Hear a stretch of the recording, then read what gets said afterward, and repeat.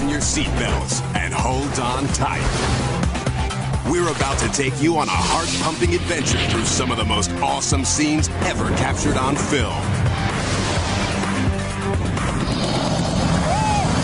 Where surprises lurk around every corner, and a brush with death is worth the thrill of feeling alive.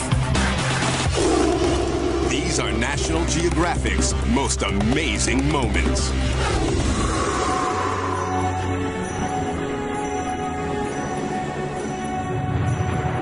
You're in for a wild ride.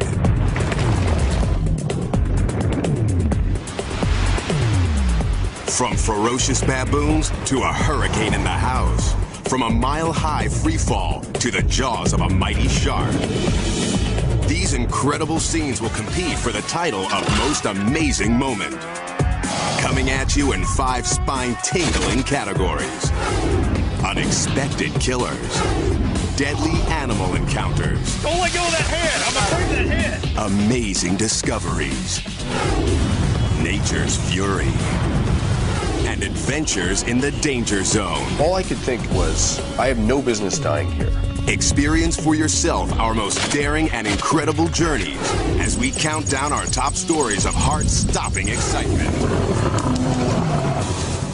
In the natural world, predators rule. And prey run for their lives.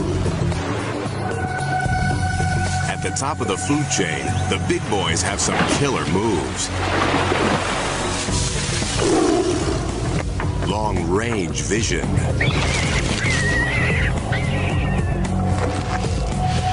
Cunning strategy.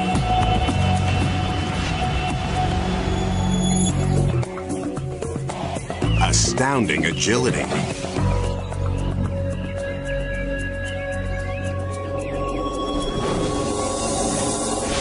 Blazing speed.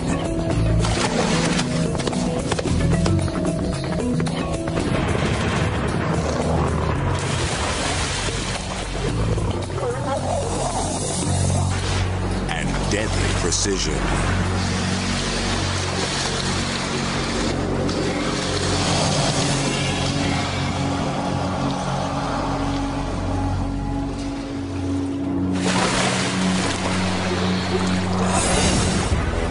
When it's dinner time, these natural-born hunters will go all out for a good meal. This polar bear takes on walruses 2 times his weight to get to a treat. A helpless walrus pup.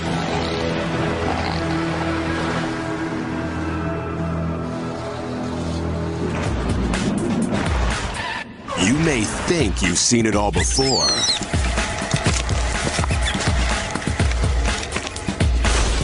Now forget everything you know about the animal kingdom.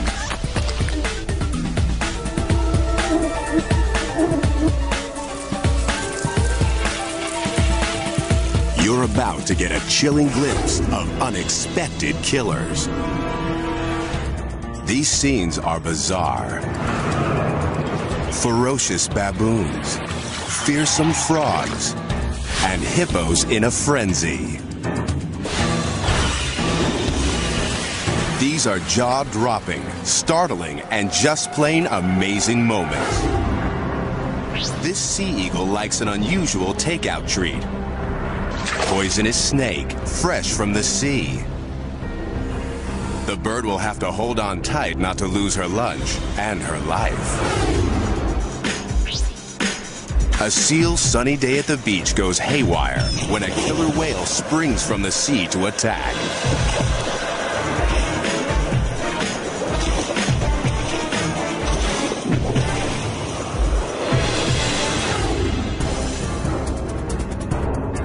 Spiders scare you? How about one that pounces like a cat?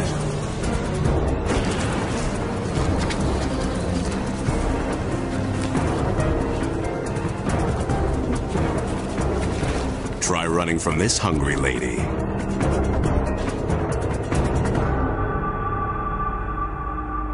But what's next is even more incredible. In our next amazing moment, a baboon goes hunting for a surprising meal.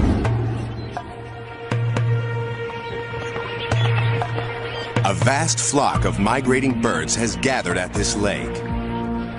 Baboons don't usually eat flamingos, but this one finds the huge crowd irresistible.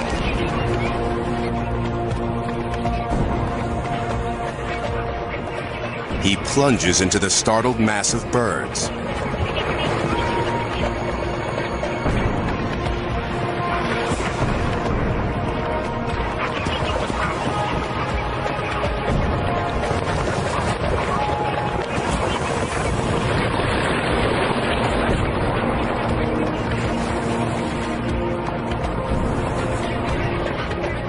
The flamingos flee for their lives, but the baboon's too fast and strong.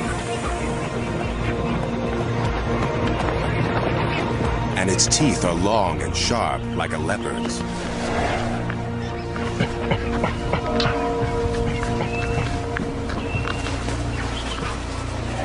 The baboon nails its prey with one bite.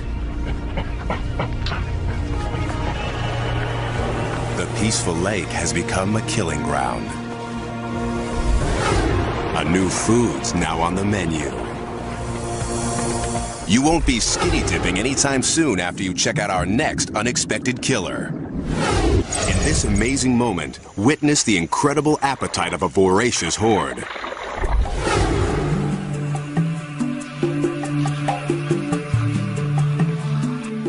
For young egrets, first flight can be a dangerous introduction to the world. A fall from the nest is not unusual.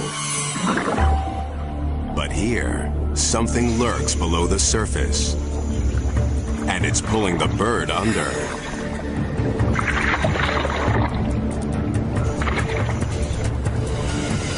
It tries to escape. But it's too late.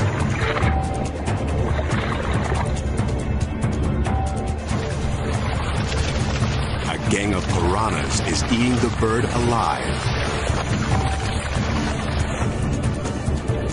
Hundreds of razor-sharp teeth shred the thrashing bird.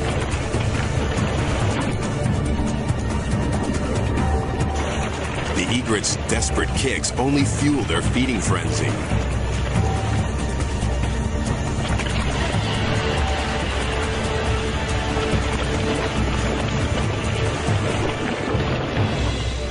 Within minutes, the feast is finished, and the piranhas go in search of their next meal.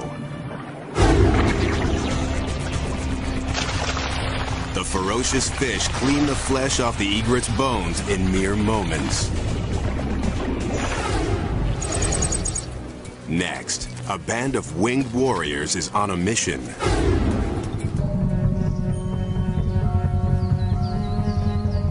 Hornets are converging on a hive of European honeybees, a species not native to Japan. Inside the hive is something the hornets want. Larvae, pupae, and honey so sweet it's to die for. These 2-inch-long giant hornets are perfectly designed predators. Their stingers pump out a venom so strong it can dissolve human flesh. The Japanese hornets are outnumbered 1,000 to 1. But the European bees haven't had time to evolve a defense against the hornets' shearing mandibles. The hornet vanguard chomps their way through the front line. The bees defend the hive. But it's quickly clear they are no match for the hornet forces, who take no prisoners.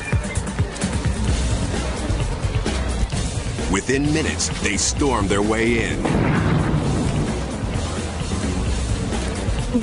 and start shredding their way through the entire hive.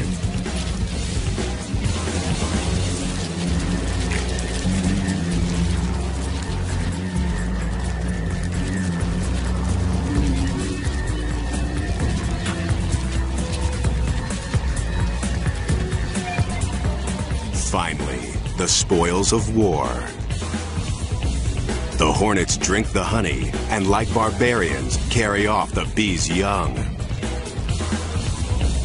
In the raiders' wake lies a battlefield strewn with the dead and dying.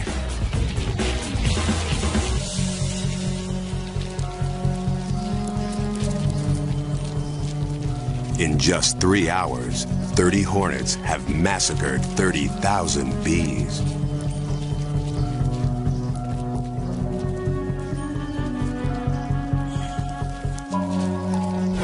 Think you have nothing to fear? Every year, dozens of people die from a severe reaction to this hornet sting. The Grim Reaper can take unexpected forms. Not all killers inspire fear. Who could be frightened by this little guy? These bullfrogs seem harmless enough, unless you're a tarantula. Or a mouse? Or a bird?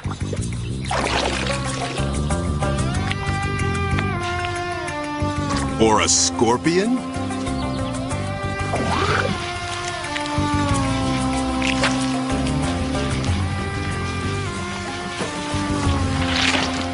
They'll eat anything they can fit in their mouths.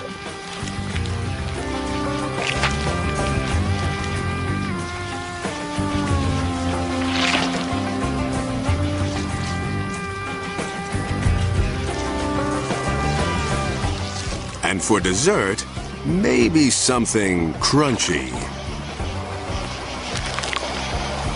How about Junior?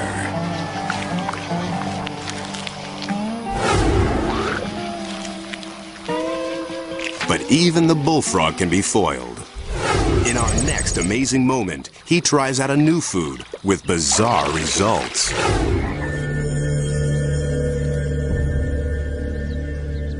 This innocent-looking newt enters the frog's field of attack.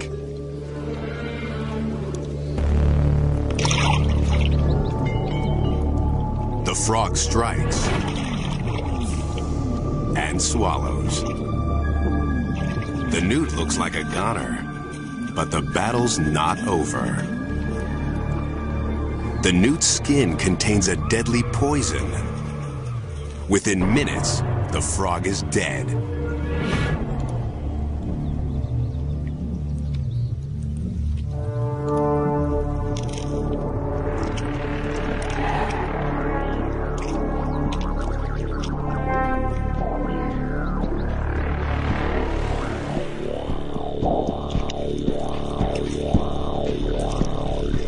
And it's the lowly newt who struts away victorious.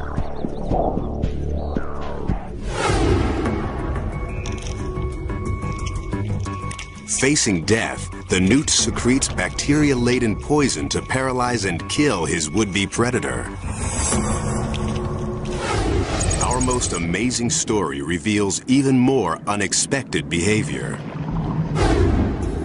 This is a familiar hippo scene, an herbivore at rest. Although these animals look gentle, they can be aggressive, especially when dominance in the herd is at stake. This mother and her new calf have practiced approaching the herd for weeks. The calf's future depends on a good introduction. But a young male isn't in a welcoming mood. The new baby is not his offspring. What happens next has only been witnessed a handful of times. The male challenges the mother. She dashes for safety with her calf at her heels.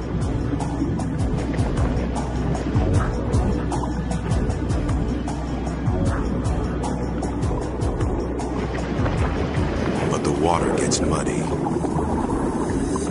The calf loses his way, and the male hippo turns on the defenseless youngster. In what might be an attempt to assert his place in the herd, he takes the infant into his mouth and shakes.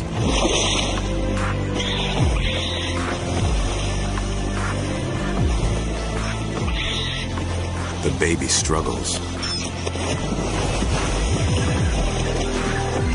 He doesn't stand a chance.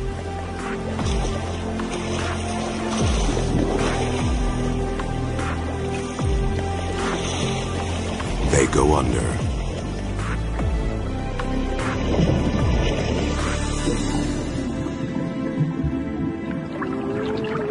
The mother tries to revive him, but he's gone.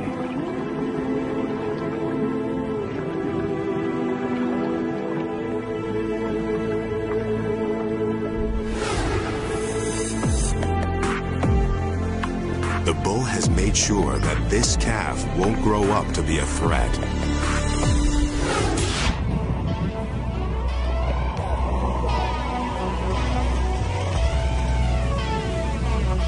Mother Nature has nasty mood swings.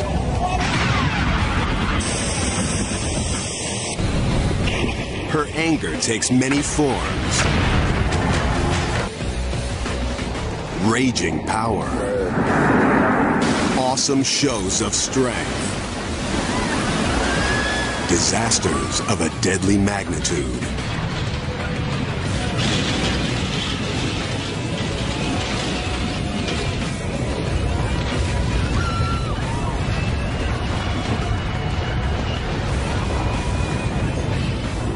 We're no match for Mother Nature. So when we face off, the drama is intense. You'll want to run for cover when you see what's coming up next. We'll take you directly into the path of Earth's most violent forces. A hurricane in the house, an avalanche at the top of the world, a duel with a monster tornado, and fire-breathing mountains that will demolish entire towns.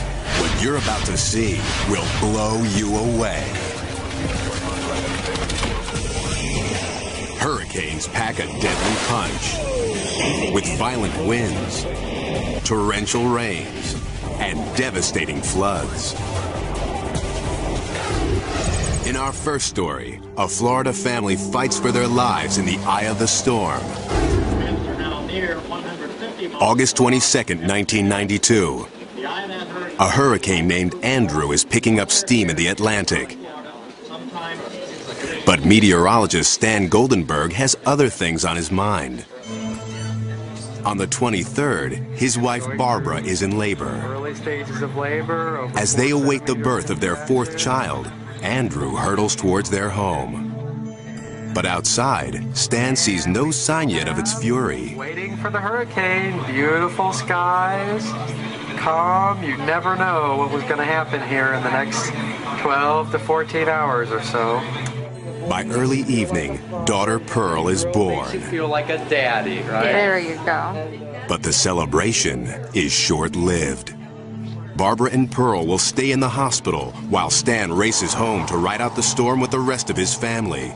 All around southern Florida, residents brace for Andrew's onslaught. We have the family here. That night, Stan shoots this video of his three boys, his sister-in-law, and her family. Joseph, Aaron, Reuben. They know it'll be a rough night. They have no idea that they're going to come face to face with a monster. After midnight, Miami gets a taste of things to come. But this is nothing. At 4:30 a.m., Andrew slams into the coast, full force.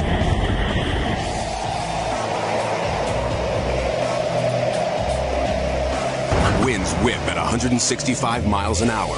It's a Category 5 hurricane, the most intense there is. In this bad boy's path, nothing and no one are safe. Looks like our TVs are out. Maybe the power is out now for the duration.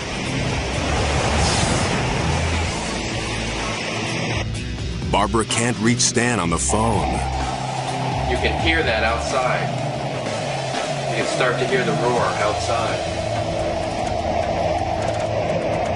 Andrew rips the plywood from their windows and starts peeling back the roof. Determined to keep his family calm, Stan puts on a brave face. Lord, we just thank you. We ask your protection.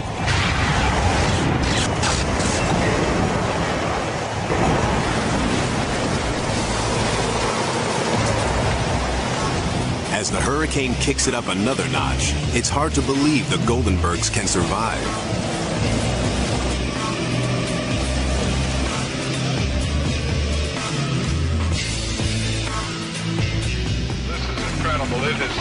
By 8:30 a.m., Andrew's blown past. But Barbara Goldenberg has no idea if her family is alive or dead.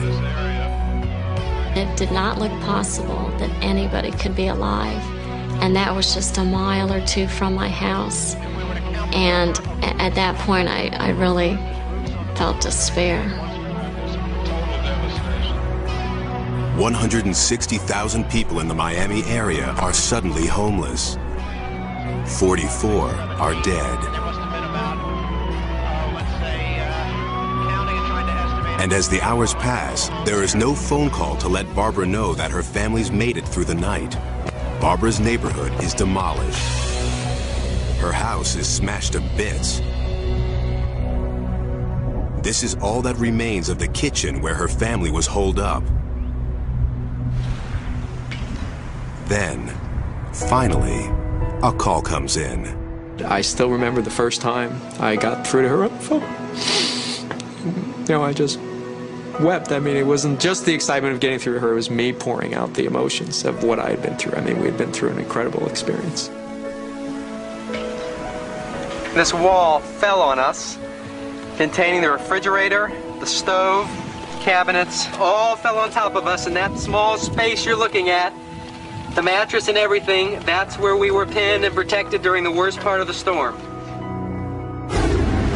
With their home ripped apart around them, Stan and his family survived one of the fiercest hurricanes in history. Lord, we just thank you. We ask your protection. In our next story, a cameraman stares down white death at the top of the world.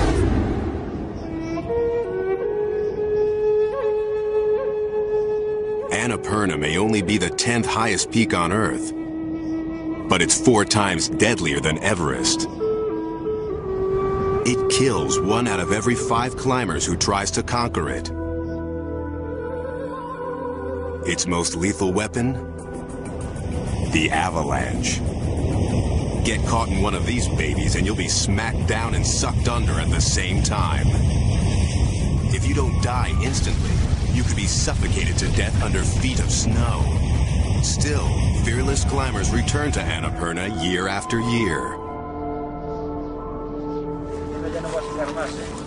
October 1997. Brothers Jose and Jesus Novas of Spain are out to conquer the mountain.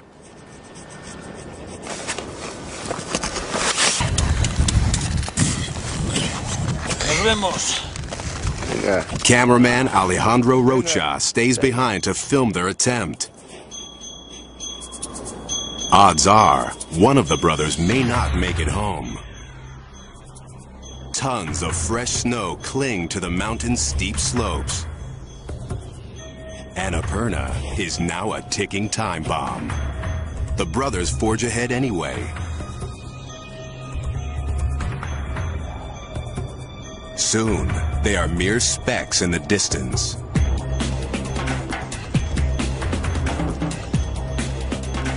Then, as Alejandro films, his worst fears come true. A colossal torrent of snow and ice crashes over the climbers. Avalanches can reach speeds of 80 miles per hour. This one is thundering straight towards Alejandro.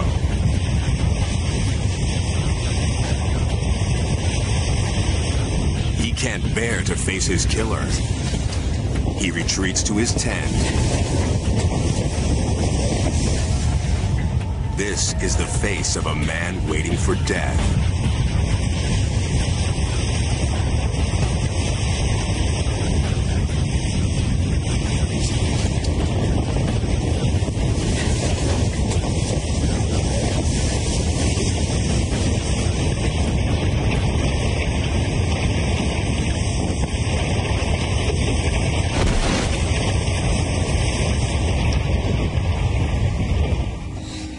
Miraculously, the massive avalanche grinds to a halt just a few yards from Alejandro's tent. His life has been spared. ¿Estáis bien? But what about Jose and Jesus?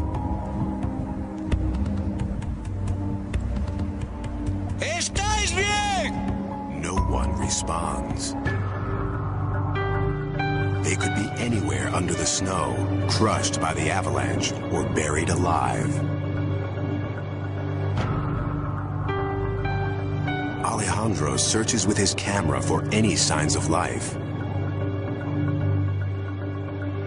Suddenly, he spots something on the side of the mountain. He can't believe his eyes. An overhanging ledge has protected Jose and Jesus as the avalanche steamrolled over them.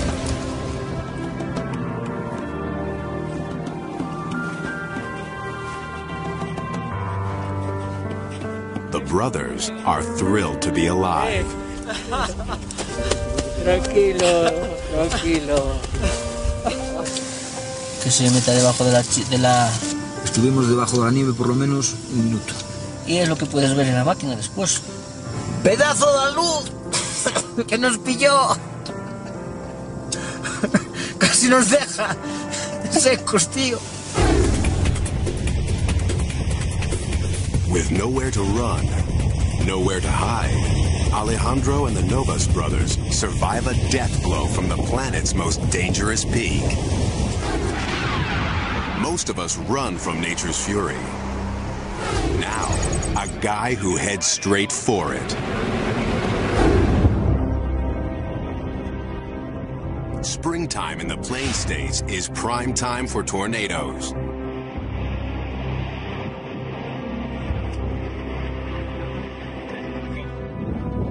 With winds raging up to 300 miles an hour, tornadoes kill more than 80 Americans a year and can flatten a town in seconds.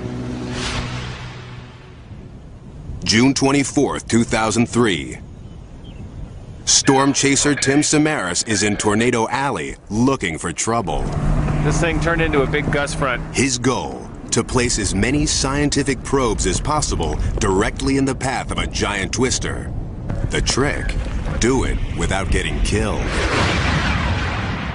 The perfect conditions are forming near a tiny hamlet called Manchester. Weather Service Doppler radar indicated a tornadic thunderstorm running southwest of Woonsocket. Tim and his teammates drive towards a massive thundercloud.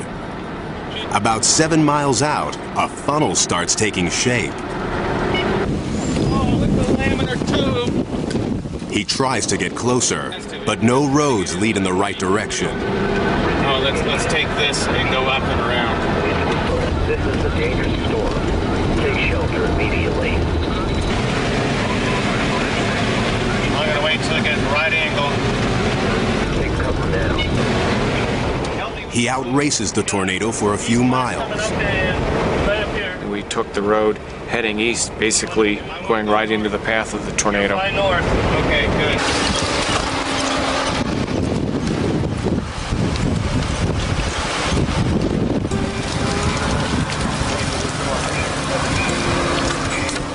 One probe down, 5 to go. Oh, we're gonna get hit! The chasers estimate it's at least an F4 tornado with winds over 200 miles an hour. A twister this fierce can level a well-built house and turn a mobile home into a missile. That was good, this, I think. Tim's probes will record wind speed, barometric pressure, and other data. If the tornado sweeps directly overhead, the more he deploys, the better the odds.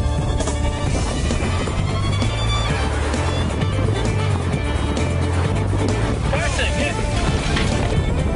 Whoa! Can you drive, please? But playing chicken with a twister is a dangerous game.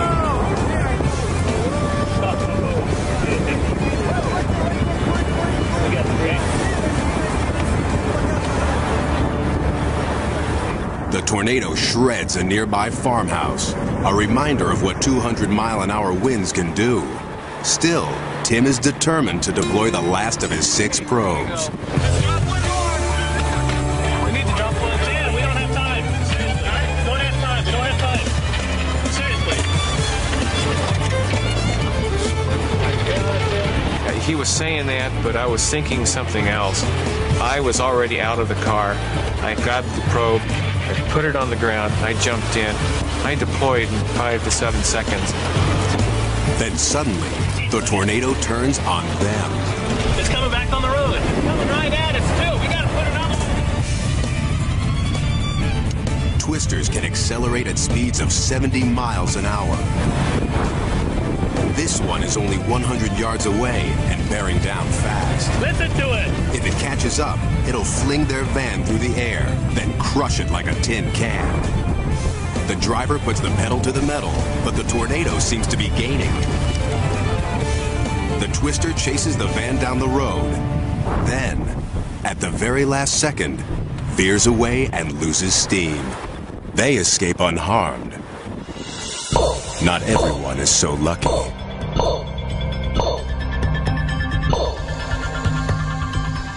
It's only after he downloads the data from his probes that Tim learns how close they came to the belly of the beast and certain death.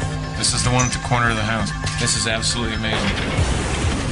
From the time I turned it on to maximum pressure, 82 seconds. Oh my gosh. 82 seconds. That's all you had. That's all we had. 82 seconds from the tornado center, but mere moments from its outer clutches. Any delay, and the tornado could have sucked the men into its deadly vortex. Tim came within yards of the most violent winds on the planet and his own mortality. It's certainly the closest I've ever been to a tornado, and I don't ever want to be that close again. But sometimes there's no escape. Wild animals fascinate and amaze us. But get too close, and you could pay with your life.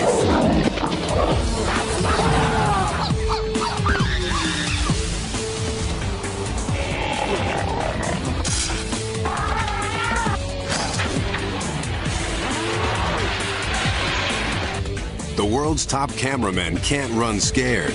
Dangerous beasts are part of the job. Oh boy. In Deadly Encounters, we'll share amazing stories of filmmakers who get closer to the kill zone than you would ever dare. But even pros can get too close. To get the shot, these guys will face off with animals they can't even see. Serpents in the jungle, creatures of the deep, moments straight out of a horror movie. But these scenes are for real. Ever wonder what it's like to look death in the face?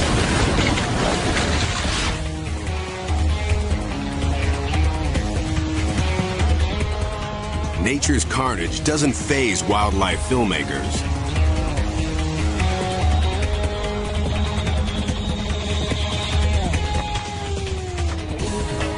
Blood and gore are part of the job. But every now and then, a cameraman sees something so primal, it's shocking. In our first Deadly Encounter, an unsuspecting filmmaker captures a battle so intense, it gives a whole new meaning to the word raw. Kim Wooliter grew up in the African wilderness. He's no stranger to the grim realities of predator and prey. Tonight, he and partner Dale Hancock plan to film leopards hunting. Dale carries a bank of lamps in his Jeep for lighting the scene.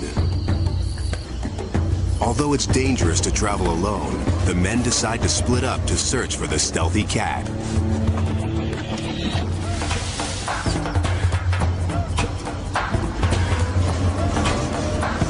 If you're not prepared to put up with what nature throws at you, you probably shouldn't be out here.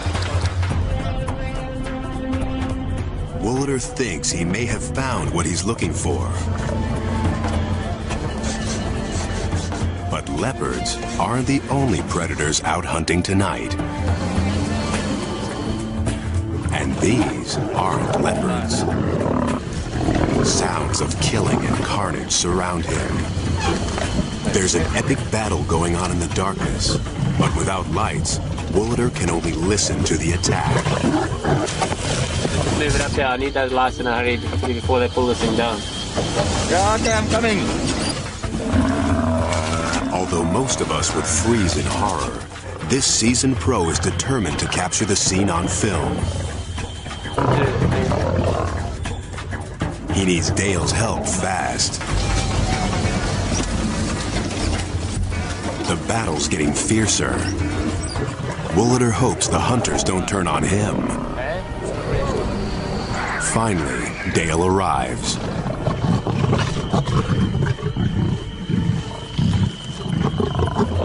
8 mile lines there. Only yards from Woolader's Jeep, an incredible struggle. 8 lions attack an enormous buffalo, but the animal refuses to die.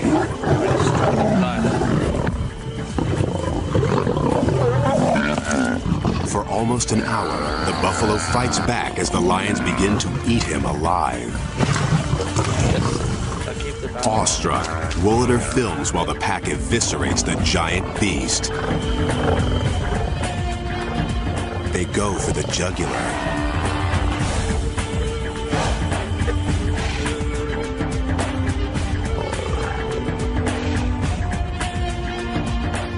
These lions like their meat rare.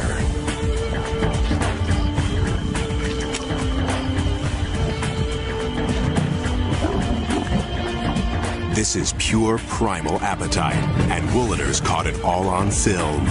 This is what it's all about. Hanging in for moments like this. That's a scary looking lion.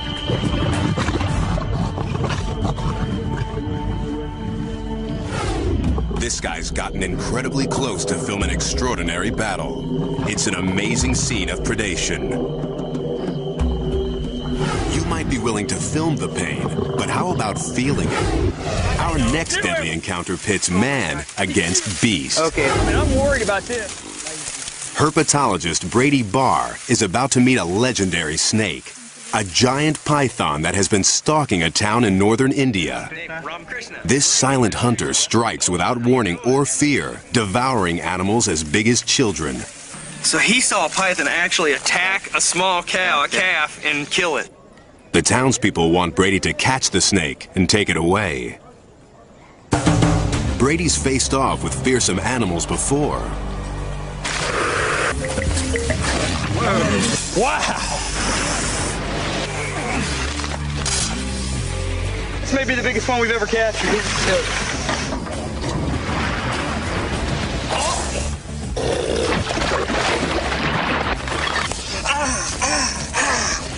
But he usually manages to keep the upper hand. God, I guess he's a little freaked out about being part. Today, he may meet his match. If Brady can find the snake, he'll need to wrestle it into submission before it snares him with its coils. Where could the python be hiding? Being ambushed by a constrictor can be a deadly business. The snake would bite Brady with 4 rows of backward-facing fangs, while its thick, muscular body would squeeze him, stopping the blood flow to the heart in just minutes. Brady's brave, but not stupid. He brings colleague Jerry Martin with him for backup. I've got a huge python! It's the big one! It's the big one! Everybody, wait! Don't come running up! Don't come running up! Okay. It's gigantic! Can you reach it? It's gigantic! It's bigger! No! It's as big as my leg! I'm gonna need your help! I'm trying, guys. Okay. Wait, he's tongue flicking. He sees us. The python sees Brady. The tongue flicks are its way of sizing him up. It can sense if Brady will make a good meal. Don't anybody go any closer. Brady's never tackled a snake this big before. It's as long as a pickup truck and can swallow prey 4 times its width. Brady tells Jerry to grab the head while he goes for the massive tail. I got a bad feeling about this. Okay, you can be sure that either I'll get the head or the head will get me. 2, 3. Go.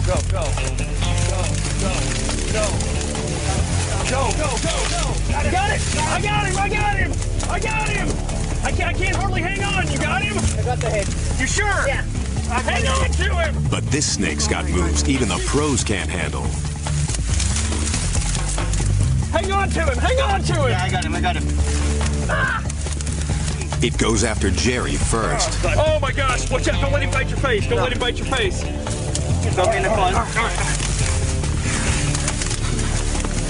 Then it tries for Brady. Don't let go of that head! I'm afraid of that head! Okay. All right, man, he's around my neck. The python squeezes Brady's body with a vice-like grip. You want to get that away from your neck? Yeah, I know. His lungs gasp for air. The crew's stunned. They didn't expect Brady's encounter with the snake to go like this. The python shifts its grip.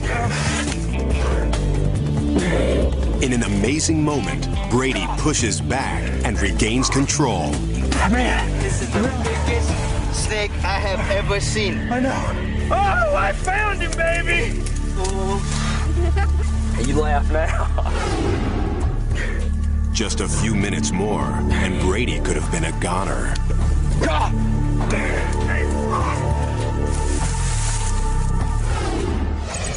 Valerie Taylor tests a shark's biting power, using herself as bait. That's what their teeth do when they get on it. That's the noise you hear.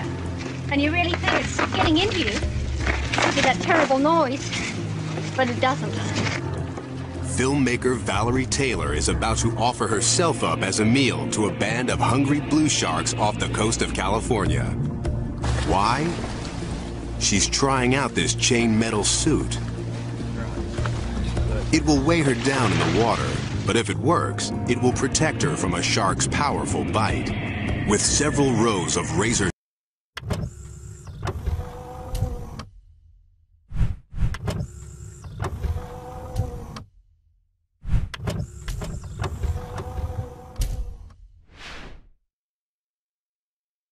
sharp teeth and jaws that close like a steel trap, the blue shark is one of the few species known to attack humans.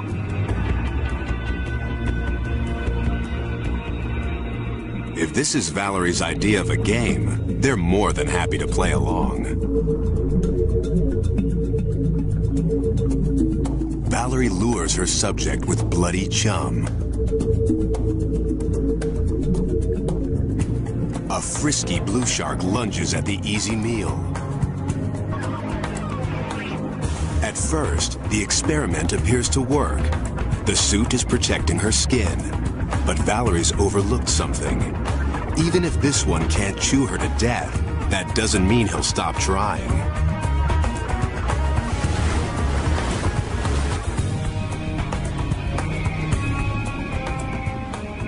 Valerie's a rag doll in the jaws of a killer, and the metal suit is weighing her down. I was screaming. All I wanted was someone to punch him off, make him let go. The shark strikes and rips off her metal glove. Then he turns back for more. Valerie makes a dash for the water surface. But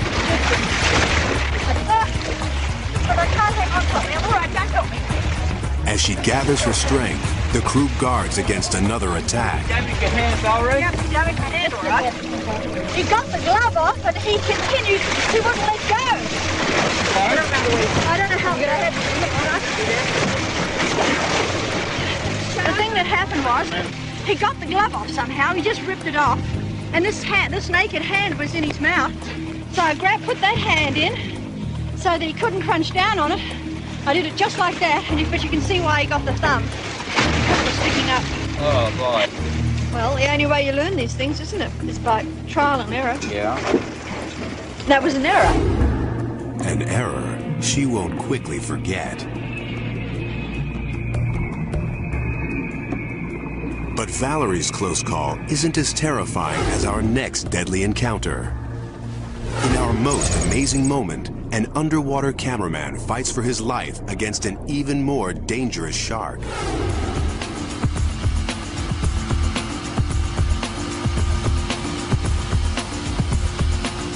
In the waters of Mexico, a National Geographic team of scientists tries out an innovative device. To get a closer look at the lives of sharks, these scientists hope to attach a remote camera called Critter Cam to the shark's body. It's a great idea. Once CritterCam is on the shark, he'll be his own cameraman, taking footage of his life. But to get CritterCam on the shark, the scientists will have to wrestle a beast with killer instincts. For cameraman and shark specialist Nick Kaloyanis, it will be an unforgettable event. By chance, the scientists haven't caught just any shark, but a bull shark, one of the most notorious hunters in the sea. Hundreds of pounds of lean muscle and rows of serrated teeth make this beast a dangerous creature to aggravate. The team's strategy? 1. Attach the camera. 2. Move to safety. 3. Let the shark free. But the shark has other plans.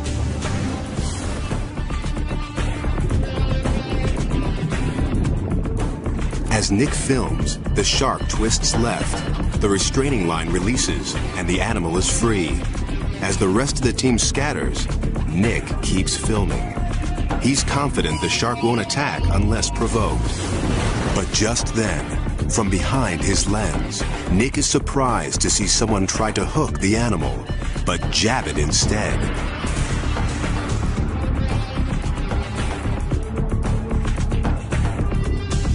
Before he can move, the bull shark turns and comes straight for him. Footage reclaimed from Nick's camera show these chaotic images. The shark bites Nick's leg. Dagger teeth crunch down from ankle to thigh. The camera falls, spinning down to the sand. The shark continues to attack, ripping flesh from Nick's hand. Another diver shouts for help. Shocked, the team realizes Nick is under attack. As they watch, the shark's thrashing pushes Nick's body to the surface. Incredibly, he's still alive. I come to the surface and the shark's still on me, and I'm getting tired at this point. I'm losing a lot of blood. The crew rush to save him. While the fishermen grab the shark, teammates pull Nick aboard. Get Nick in this boat. This boat goes back to shore right away. Help here, come on. They didn't expect this. Help here, come on. We'll keep pressure on these points now. Hold here. Salvaged film shows them quickly improvise. They use a wood plank as a stretcher. I could see that I had some major problems. And I could see right down to the bone.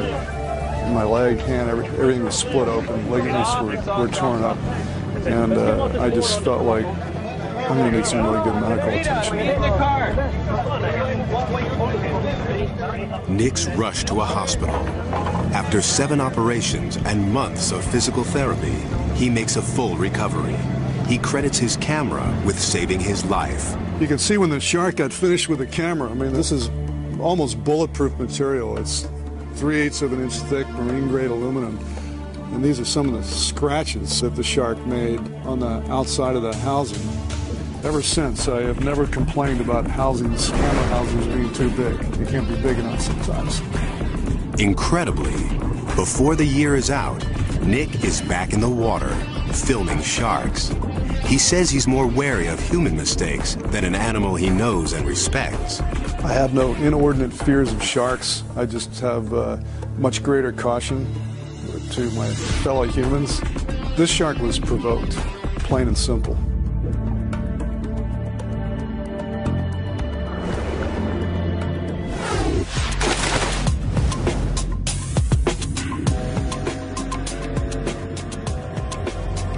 The hunt is on, and you're coming along for the ride. Dig up a monstrous creature. Probe the mysteries of the deep. Uncover secrets from the past. And find a famous face lost in time. We're about to take you on an incredible journey in search of National Geographic's most amazing discoveries. The quest begins in the shadows of an ancient kingdom with a discovery to rival the tomb of King Tut. Ancient Egypt, the land of the pharaohs and the pyramids. Thousands of years ago, this kingdom was the center of civilization, but it eventually fell to ruin, its secrets lost. But now, near the pyramids of Giza, a team of Czech archaeologists is about to make an incredible discovery. A sealed tomb almost 100 feet underground. This burial vault is an irresistible temptation, but some say opening the grave could trigger the mummy's curse. Dr. Zahi Hawass is Egypt's director of the pyramids. Superstition doesn't stop him. We are here to open the sarcophagus. Maybe we'll find a mummy, maybe we'll find more than a mummy.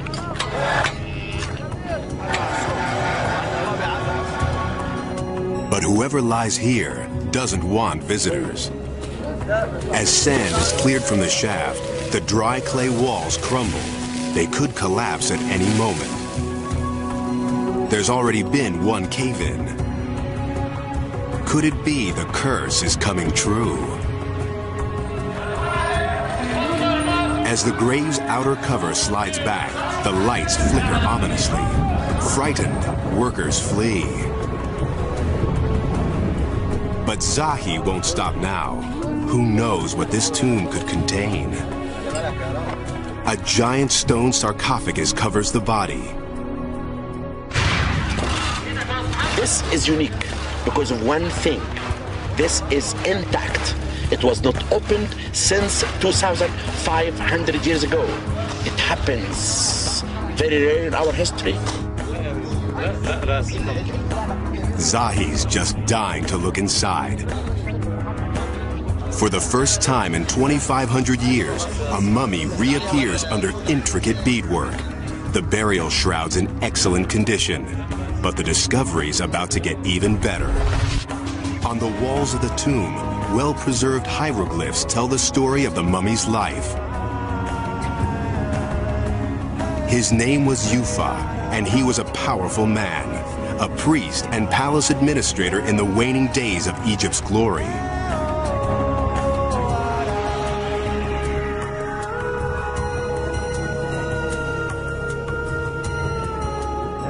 His life story reveals priceless secrets from the past. This mummy's stories describe a little-known chapter of Egypt's history. The desert sands hold many secrets. Some stretch back before the dawn of man. Up next, we're on the hunt for an ancient killer, a giant reptile that stalked the Earth 110 million years ago. Dinosaur hunting can be a dangerous business. Few know it better, or are better at it, than paleontologist Paul Serino. Hold on to your seats. By age 43, Paul's already discovered 4 new kinds of dinosaurs. No mission is too tough for this guy. He ventures farther into the danger zone than most scientists dare to go. 3 of those months are going to be spent in 100-degree weather, in dust storms and windstorms, and digging until your nails are worn off. Paul heads straight into a dicey area of the Sahara, where bandits are a serious threat. We have items that people want, items that they have killed people for. It's a personal risk going out there. There's no question about it. The vastness of the Sahara adds to the danger. In this endless sea of burning sand, it's easy to lose your bearings and your life. About a third of the way, there really is no pathway. It's to each his own. The desert erases anybody else's tracks. Without roads, Paul uses satellite mapping and gut instinct to find promising sites. The work ahead will make the risky drive seem easy. Paul's team will work 14-hour days in scorching heat.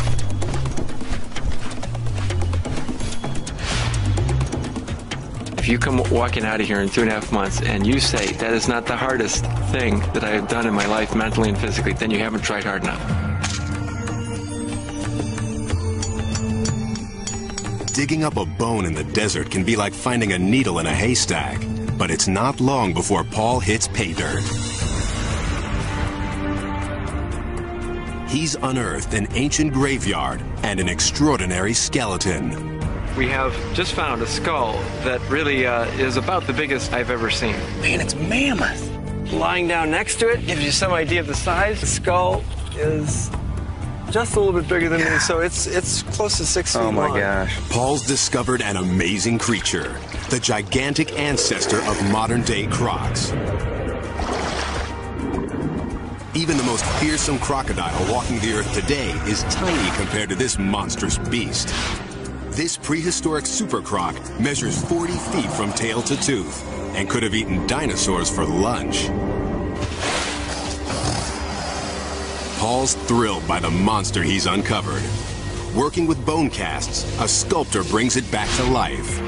Oh my gosh. Oh my gosh. You're a monster. I've been dealing with static, beautiful but fossilized bones, individual bones. To see it together is just amazing. Paul Sereno digs up Super Croc and shows us the jaws that sent dinosaurs running for their lives. In April 1912, the world's most famous ship, the Titanic, struck an iceberg and sank in the North Atlantic. More than 1,500 people died. It's hard to imagine a time when this icon was thought to be lost forever. But without coordinates to pinpoint the grave, finding the ship was long considered mission impossible. In 1985, a man named Bob Ballard is up for the challenge. He and a team of French scientists believe they can use a new sonar mapping system to finally find the lost Titanic. But the odds are against them. The search area is over 400 square miles and more than 2 miles deep. Ballard can't even be sure the sonar is working in these murky depths. After 3 stormy weeks at sea, the Titanic eludes them. With time running out, Ballard changes his tactics. He sends an unmanned video search vehicle to the bottom of the sea. The cameras transmit footage back to Ballard's ship. 14 days pass with no sign. Then late one night, the search monitors come alive. There's something on the ocean floor, 2.5 miles down. 73 years after the Titanic set sail, the ship reappears. Bingo! Yeah!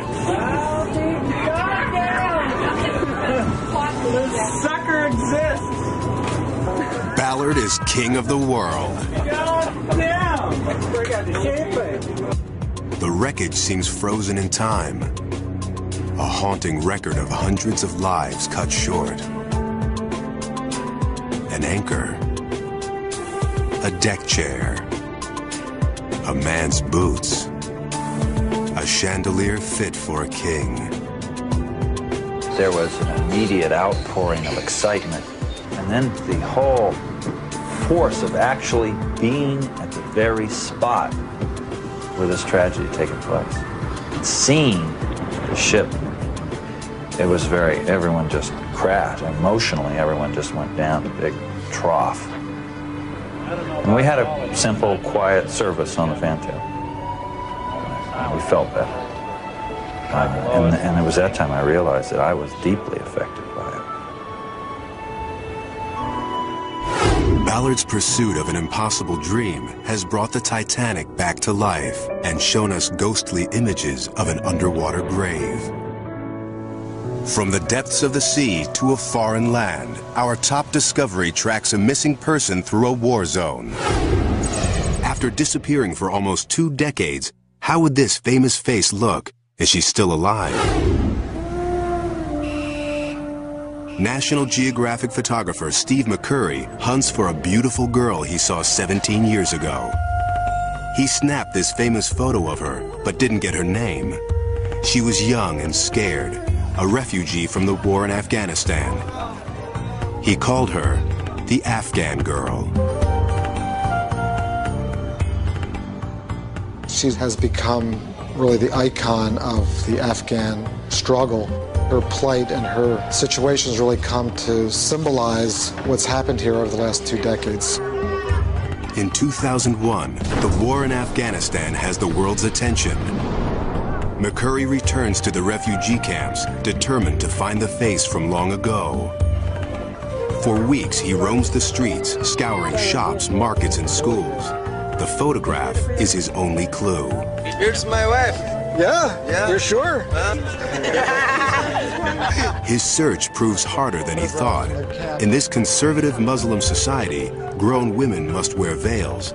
If still alive, the girl would now be about 30, her stunning face hidden from view. We're going to look and see if we can find the records, see if we can find her whereabouts. Look says for the last 3 for this girl. After weeks of looking, McCurry's run out of hope and time. We have a lot of leads still coming in, but I'm going to have to leave today. Been through the camp exhaustively, looking and talking to as many people as possible. We've given it really our best shot.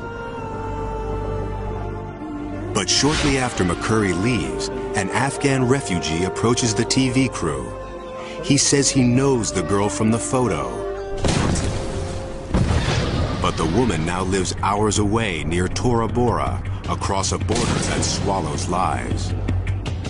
The man agrees to bring her to a nearby home. 3 days later, she arrives. But there's a hitch. Local custom dictates only a woman may enter inside. Do that, and then we'll eagerly await. Associate producer Carrie Regan goes forward, alone. I remember walking to this back room, and there were women sitting around the floor, and they gestured to this figure in the back corner, and she looked up, and I saw these gleaming bright eyes. And for the first time, I thought, you know, we might just have something here. We might just have the Afghan girl. There's one way to know for sure. A new technology called iris mapping. Carrie snaps a photo, which is rushed to a lab in the States. There, experts compare the eyes of the woman with those of the girl. The colored part of the eye is called the iris. The computer maps its subtle pattern. It's as distinctive as a fingerprint. And these two sets match. The Afghan girl now has a name, Sharbat Gula. For years, she's lived in poverty in Afghanistan's countryside, oblivious to her fame around the world. McCurry races back, hoping to photograph Sharbat once again. But one obstacle still remains. Sharbat's a conservative Muslim, now married with 3 children. Will she be willing to drop her veil? It's hard for Sharbat to understand that she's an icon to the outside world. McCurry talks with her and her husband, explaining that this will bring attention to the plight of the Afghan people. Reluctantly, she agrees to the request. As he sets up the shot, Sharbat drops her veil.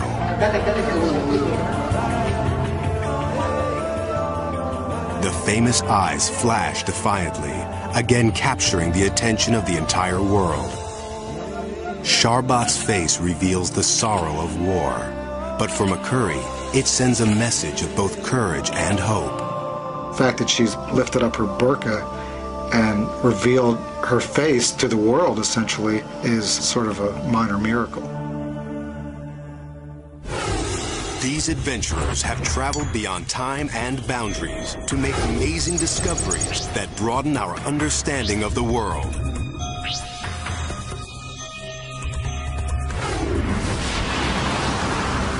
Danger comes in many forms. Daring adventure, Deadly professions, heroic assignments.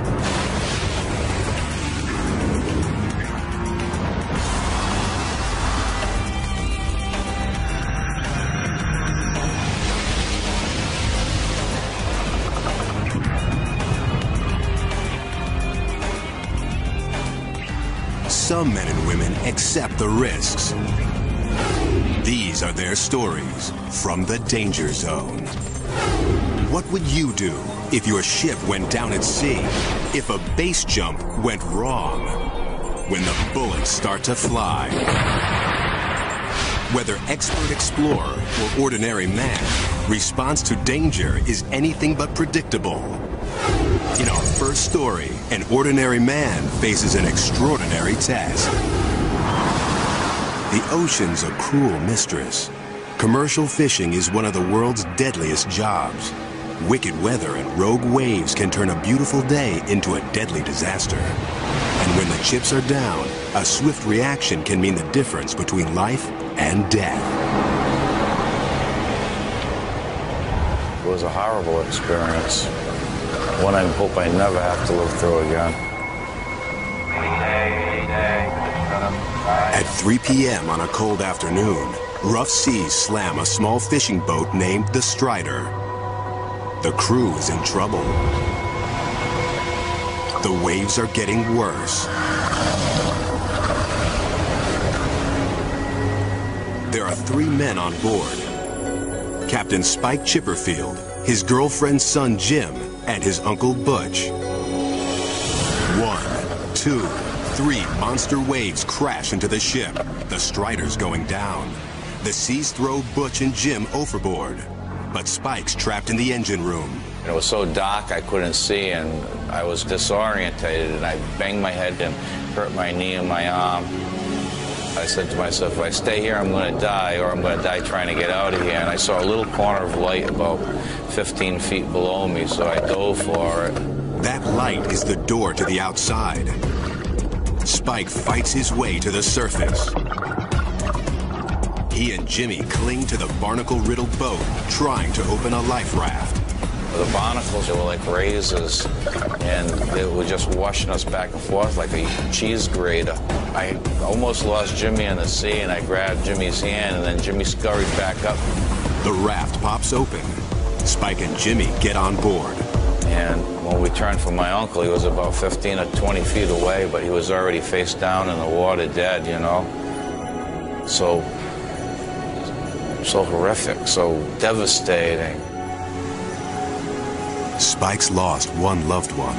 He'll have to fight not to lose young Jimmy. He's only 15 years old. These cold seas will cause hypothermia, and Spike's blood could draw sharks. Hundreds of fishermen are lost at sea each year, but Spike won't give up. Just then, a helicopter appears. The Coast Guards heard their Mayday call. A camera on the craft captures an incredible shot of a man and a boy struggling to beat the odds. But the danger's not over. The helicopter's rotors generate hurricane-force winds. They could actually blow you right off that raft. If the pilots aren't careful, the sea will become an angry whirlpool, tipping the raft and drowning the men. The helicopter backs away and drops a rescue swimmer in the angry seas. They're streaked with boat fuel and blood. His life is just as much danger as mine when he's in that water. I mean, anything could happen. Spike puts Jimmy's life ahead of his own.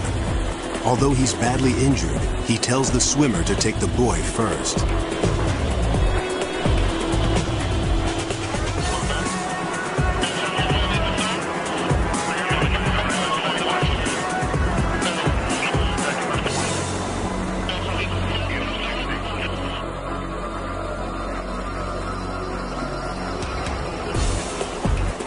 Jim's safe.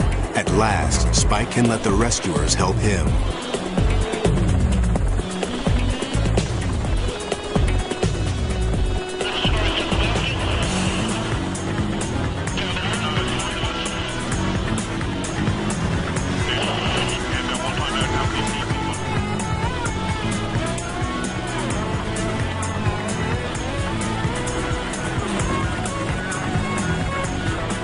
Spike can't believe the ordeal is over. I mean, it's just, I haven't really found the word to describe that feeling. It's a gut-wrenching, heart-stopping, mind-boggling experience that it just sends you like through a spin cycle. Despite terrible trauma, Spike's managed to beat death, saving his own life and Jimmy's. You know, the youngest is always the one you worry about, and I wasn't going to go home without Jimmy. And that's what family's about, and that's what it's about when you love someone.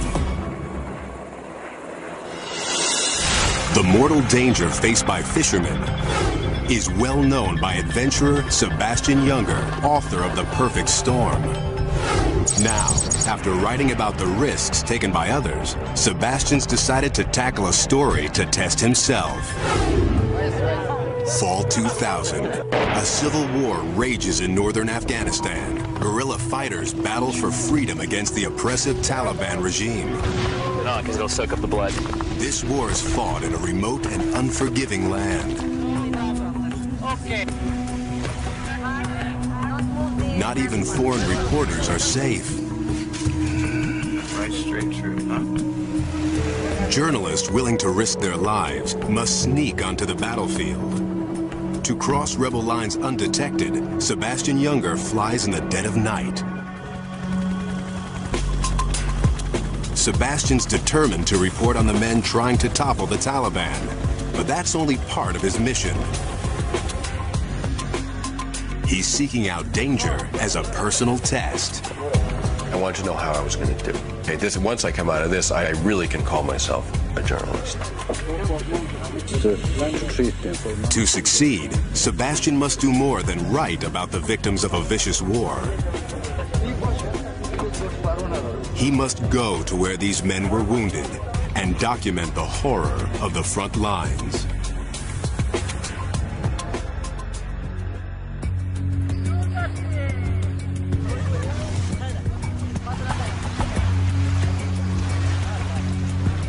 This is sort of the teeth of the thing, the situation, the war we're reporting on. These are the very front positions.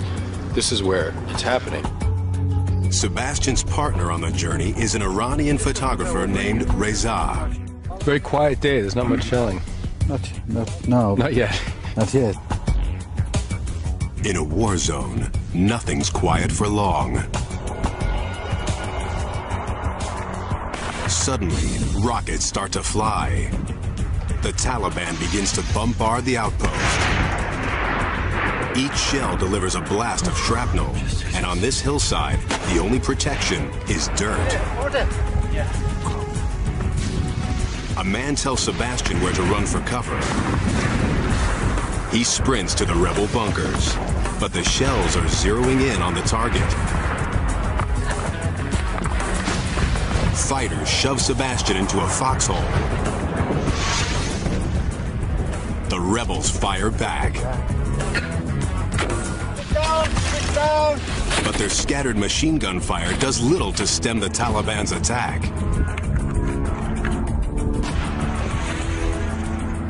The shells keep coming. Sebastian hits the dirt. I suddenly realized in that moment that I'd never been scared before. I'd never really been scared before.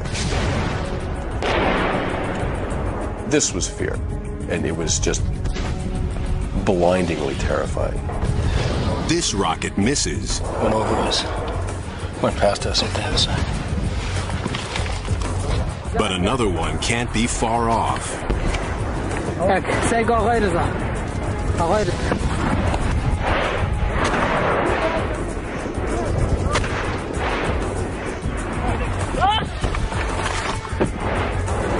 Sebastian fears someone's going to die. One more. He hopes it won't be him.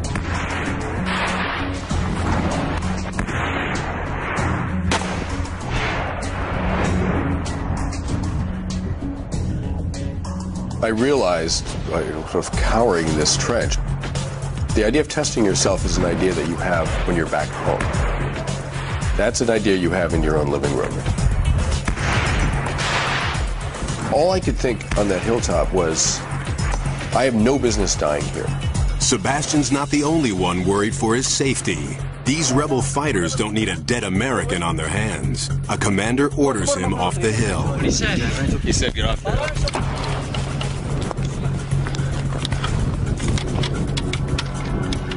Sebastian's test is over, but the reality of war for these rebels is far from the end. We got a taste of it. That's nothing what those guys are going to go through tonight. Brace yourself for an unbelievable thrill as our most amazing moment takes you over the edge. Base jumping. An adrenaline-pumping plunge into the space between life and death, where death has the distinct advantage.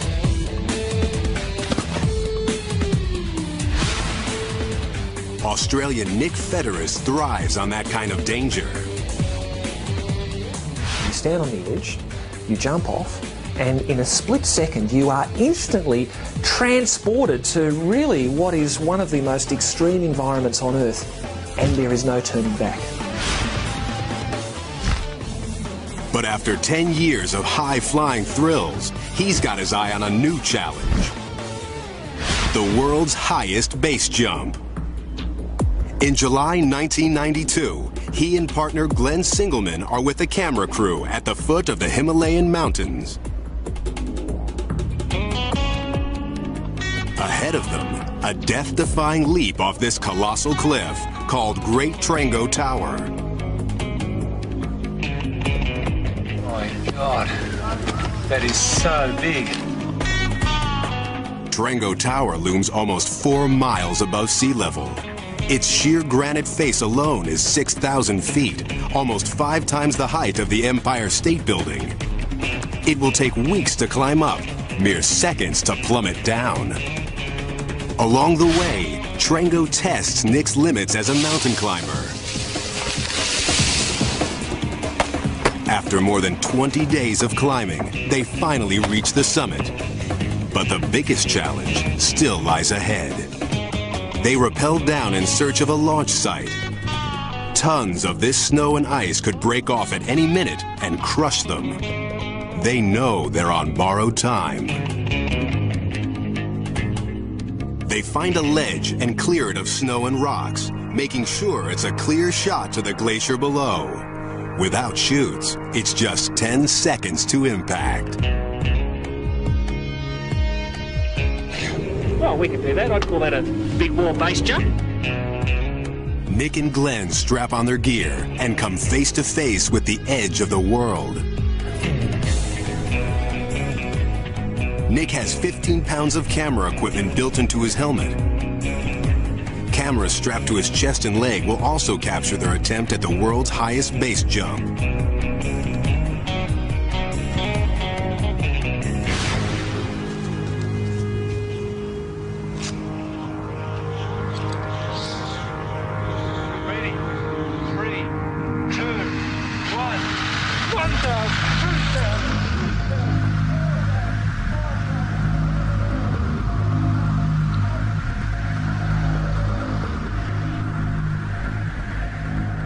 Something's wrong. The weight of the camera causes Nick to tumble out of control.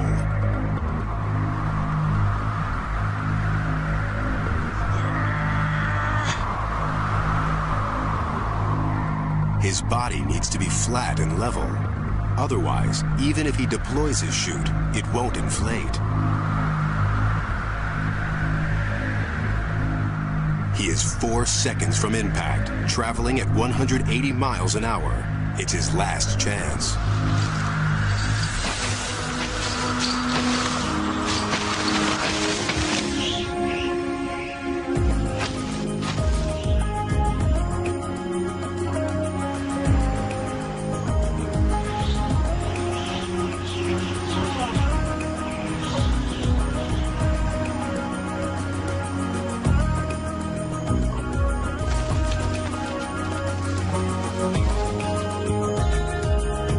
Never been on my back on a base jump before, but I was in control when it mattered, and I feel great.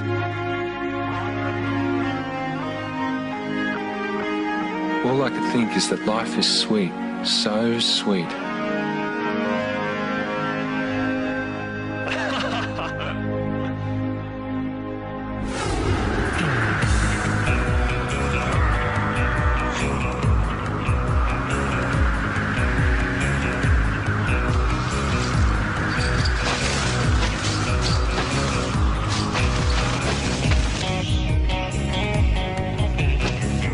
Let's look back at our stories from the danger zone. These brushes with death remind us of the thrill of being alive.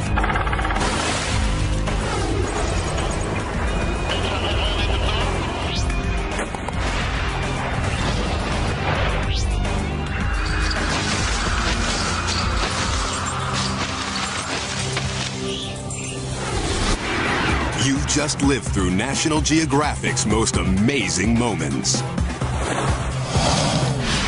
Unexpected killers on the prowl.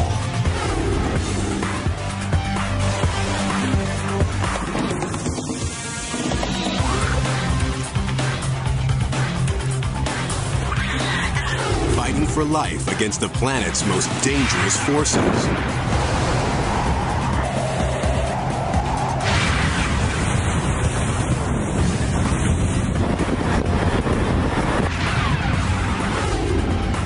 Deadly encounters with ferocious beasts.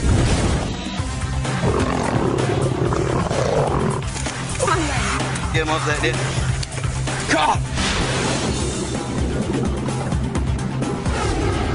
The quest for awesome discoveries.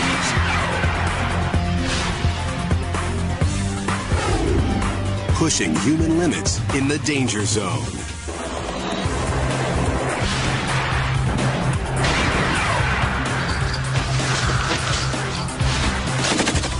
Truly amazing.